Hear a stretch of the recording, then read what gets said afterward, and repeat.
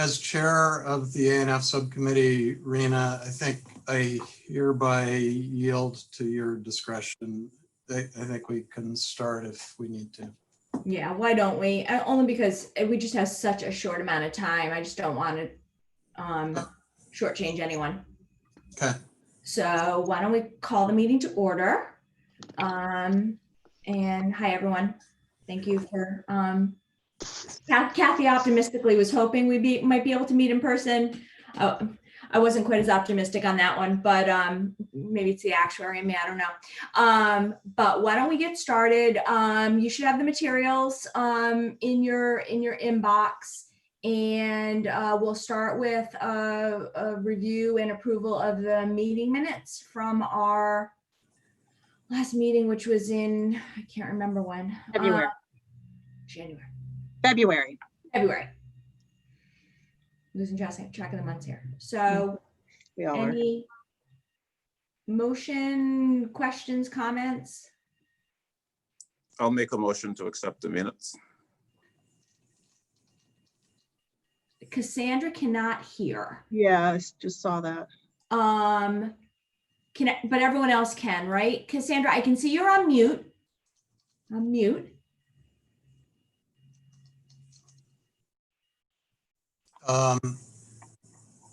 So I'm just asking if she might be able to use a dial in, because often there are computer speaker issues depending on individual computers. Gotcha. I'll send her an email. Okay. Okay. Well, I can second, right? I believe so. I'll second. Any discussion or nothing? Okay. So let's just wait till she gets back online. Oh, there you are. You're off mute. Hey, Cassandra, do we have? I can Hello? see you, but I can't hear you. We can Can hear I don't know you. if you can hear me. We can Yes. hear you. Oh, yes. Okay, I can't hear you. How about through the phone? No. Can you hear us now by any chance? I can hear you now. I can hear Oh, you now. excellent. Wonderful. Great. Sorry, I was Wonderful. just on a Zoom call and it worked perfectly, so I don't know what happened, but this should work fine. Great. Wonderful. Thank you, Cassandra. So we just wanted to take a vote on the meeting minutes from our February meeting. And it looks like there's just the three. There's Lauren. Hey, Lauren.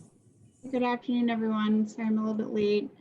Hi, Lauren. No worries. Just wanted to do a quick vote on the meeting minutes so that we can move on to the substantive part of the agenda. So can I have a vote?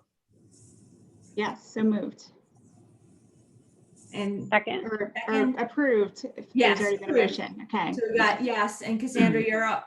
Cassandra, Approved. approved. Dimitri, Approved. great. And I approve as well. So I think we're all set with that. Phew. All right, Carrie, I'm handing it off to you and the team to talk about the financial update, please. Thank you. Louis, do you have any remarks that you wish to make before I begin? No, thank you. Let's get right in. Thank you. Good afternoon, everyone. Given we have about 25 minutes, we will try and be as concise and efficient as possible. Nooper is going to be sharing her screen so that you can see the presentation. As you very well know, the purpose of today's meeting is to provide an FY20 budget update and review our FY21 budget recommendation.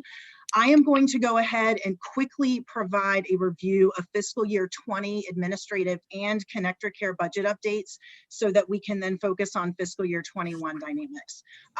And I apologize, Nooper, I'm jumping over slides. I will tell you which one I'm on. I will start with a quick housekeeping item. It happens to be the last slide, slide 17. Our fiscal year 20 audit is going to kick off in July. The schedule this year has been accelerated to align with comptroller guidance, and a final audit report will be available by October 15th. If there's no questions about the audit, I will move back to slides 3, 4, and 8 to quickly talk fiscal year 20. No questions?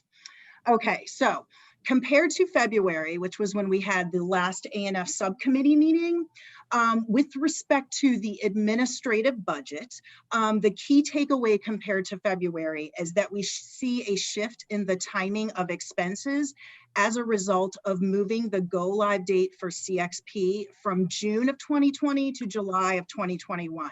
So we're crossing fiscal years by doing that. So this means that a portion of the implementation costs for CXP, as well as the 1 month of overlapping costs for both the current vendor and our new vendors, will be incurred in July, which is fiscal year 21. So while the fiscal year 20 net position remains negative at 2.9 million, it is $4.4 million favorable to what was estimated in February, which was a negative $7.5 million. Carrie, can I just make sure we're tracking to the right slide on display? Yes, apologies. Nooper, you should be on administrate that one. Thank you. Okay, so could you just recap the summary numbers once again? Yes, of course, and this is my fault for jumping around and trying to be efficient. So the fiscal year 20 net position current you see in the fourth column over, the net position is a negative 2,856. It's $4.4 million favorable to what was presented in July of 2019, which was February, which was negative $7.2 million. So that's where we are on the administrative budget.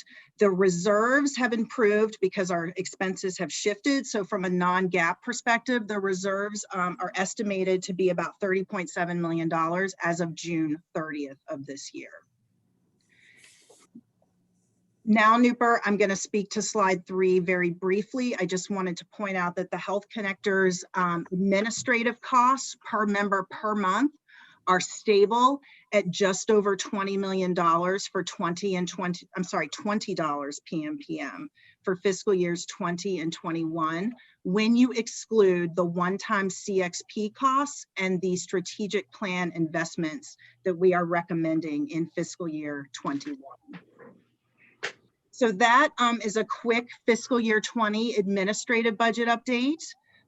If there are no additional questions on the admin budget, I am going to move to slides 6 and 7 and briefly discuss fiscal year 20 connector care costs.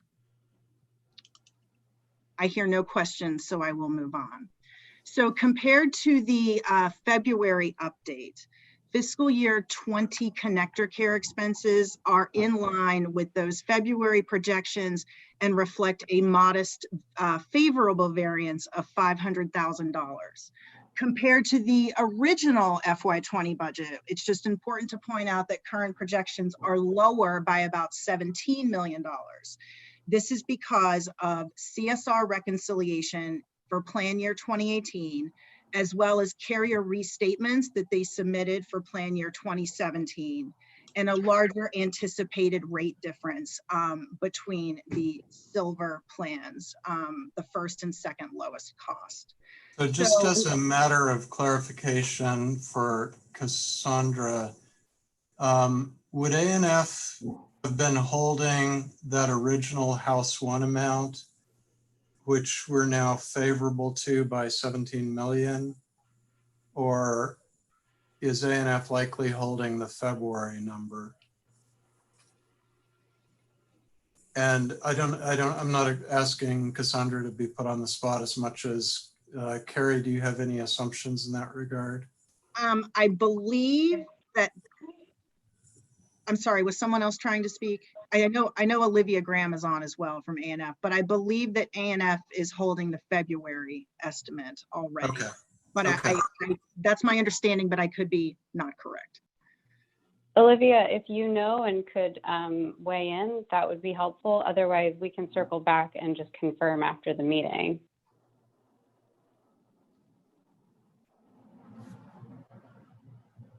Okay. So Olivia, if you're speaking, you may be on mute. Or maybe she dropped. Can you hear me now? Yes. Okay. Sorry, I had to unmute you on the computer instead of on my phone where I'm dialed in for audio. So conceptually, we are holding the fiscal or the February updates. They weren't a huge jump from the updates we'd been holding previously, which is when Lindsay was still our analyst. But that's really where we are. So that's in the range. Thank you, Olivia. If there are no additional questions on fiscal year 20, I will move to fiscal year 21. We have 20 minutes. So hearing no questions, I will turn it over to Edith to speak to fiscal year 21 connector care.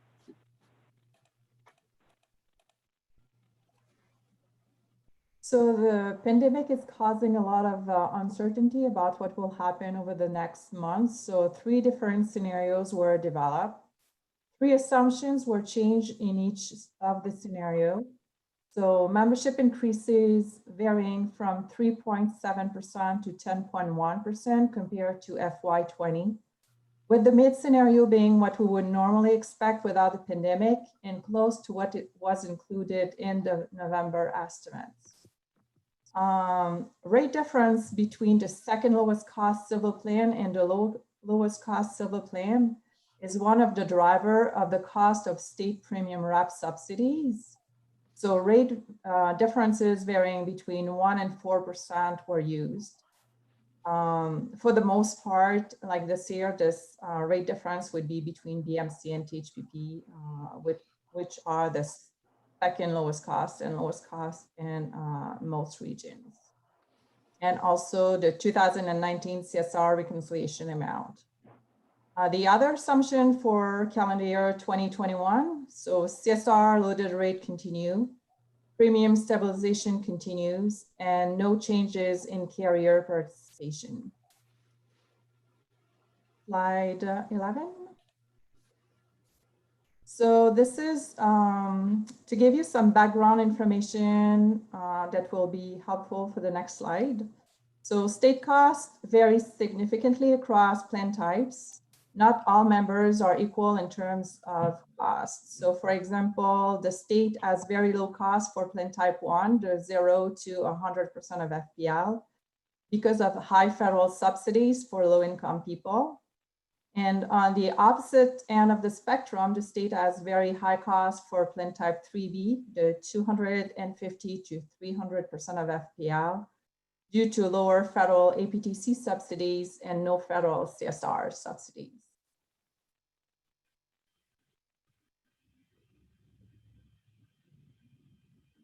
We can move on to slide 12 unless there are any questions.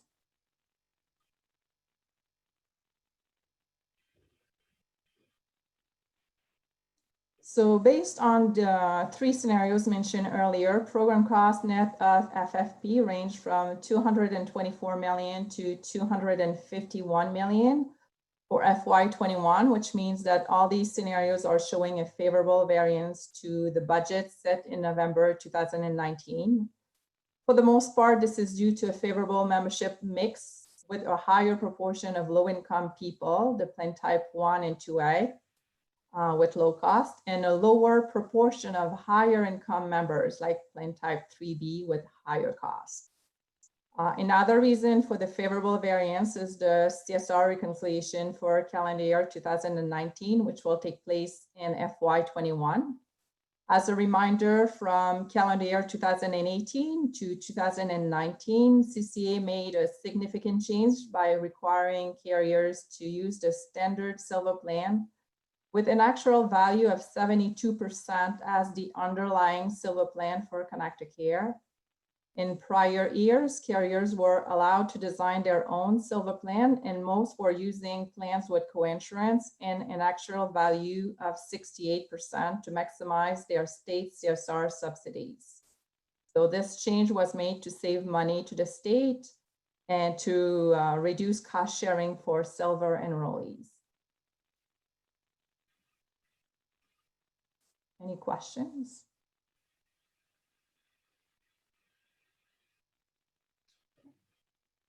I think we can move on to the FY21 administrative budget. Thank you, Edith. So slide 13 provides a view of projected FY21 enrollment broken out by program type. Relative to current FY20 projections, total member months reflect a 7% increase, which is driven largely by the projected growth in connector care. And I do want to highlight that the enrollment shown here is representative of the middle scenario that Edith showed on her previous slide. there are no questions, I can move on to slide 14.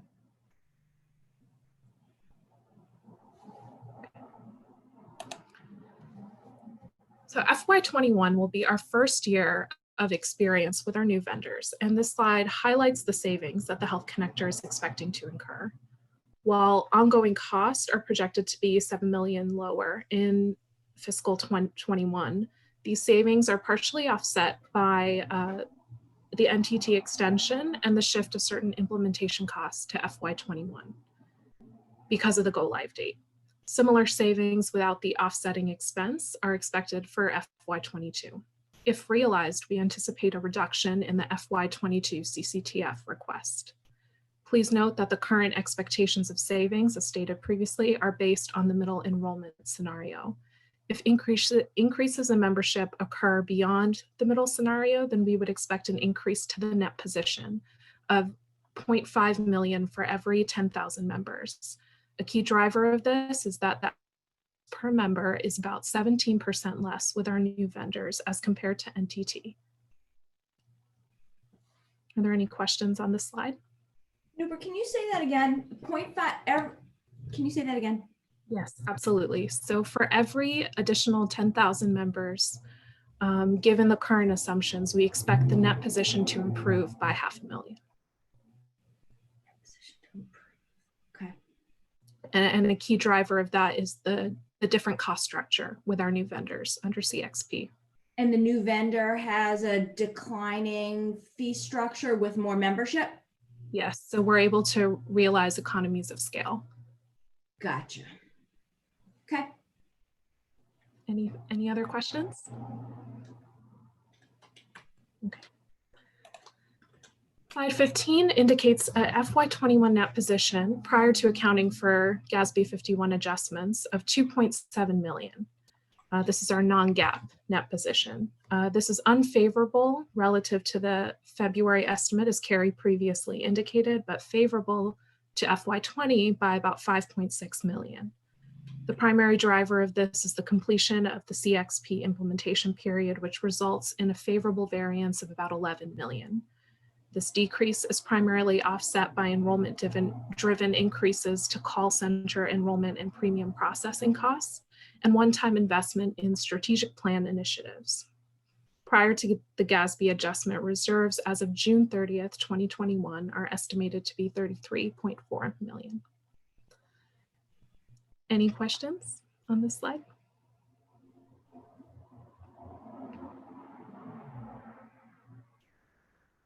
So you guys know, based on our prep call, I'm concerned about the enrollment assumptions just because I think they're completely unknown. So how, I don't know if this is a Cassandra question or a Lauren question, but how concerned are they that that we don't know really how the economy is ultimately going to shake out and where all of these currently insured people are going to land across the various state programs, or if they're going to stay with their employer coverage? I mean, I think that we are, of course, it is certainly not an ideal situation that how fluid things are, the numbers, the membership are right now. But I think that we are, doing the best that we can in terms of tracking. I know we're watching closely on the Mass Health side. We have seen an uptick in caseload membership. I think the good thing is that for a lot of this population, if they're going back and forth between Connector and Mass Health, we at least have that sort of visibility, and it's sort of within the state's realm. And so that is a positive. I mean, it is hard to say what's going to happen with the employer sponsor coverage, particularly as there's been sort of extensions and leniency for many of the carriers over the last couple of months, but that certainly can't go on forever, as we know. And so where all those people land after sort of the dust settles remains to be seen. I know that I have not been as closely involved on the sort of commercial side looking at the numbers. I know that folks at the DUI were, and I believe some folks in the connector were starting to look at some of the trends, any early trends that we were seeing. But I do know that we are, monitoring closely what's happening on the mass health side and some of the implications of folks losing coverage through jobs, or changes in income that many of them will end up either on the connector care book or the mass health book. Right. Have we done any tabletop exercise with regard to the numbers going in the opposite direction, given current climate and what most economists seems to be saying, that unemployment may stay at the 15+% level, which would imply that we may see a decline in our enrollment and an increase in enrollment in other programs. Have we looked at the scenario? Should we either remain stagnant as far as membership is concerned, or even a reduction in membership as a result of the economy? So Dimitri, this is Carrie, and others feel free to jump in. We have not yet modeled significant decreases or modest even decreases in membership. We meet quite regularly within the Health Connector across policy, operations, and finance, and we kind of come together, and it seems like the consensus is that folks are thinking, and Audrey also speak up, but that we were surprised that we have not seen kind of the growth that we thought we would have seen already. But to your point, it is an excellent one, and we can certainly take a look at potential different scenarios of where we might see some decreases in membership.